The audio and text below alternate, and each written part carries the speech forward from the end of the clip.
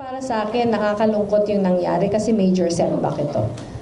Isa sa mga bagay na tingin ko the government was doing right was to pursue yung usapin tungkol sa kapayapaan.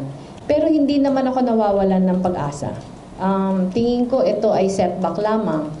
Nakakalungkot na just when our hopes were high, na may mangyayaring maganda out of the peace talks, nangyari ito. Pero sana both parties hindi huminto sa paghahanap pa din ng mga points na pag-aagrihan. Nag-fail yung peace talks kasi meron mga hindi pa pala. May mga umayaw. May mga umayaw na ipagpatuloy yung usapin, yung pagpapakita nito, yung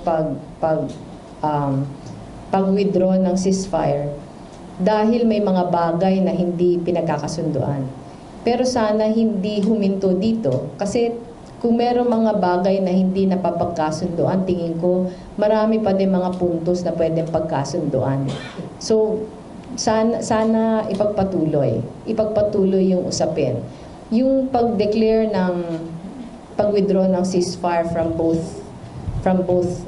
sides of the fence, hindi naman yun yung katapusan. Kahit walang ceasefire, pwede pa ding mag-usap. Yung pag-cancel ng JASI, malaking bagay yun in the sense na yung sunod na tanong, yung cancellation ba amounts to paghinto ng usapan? Sana hindi.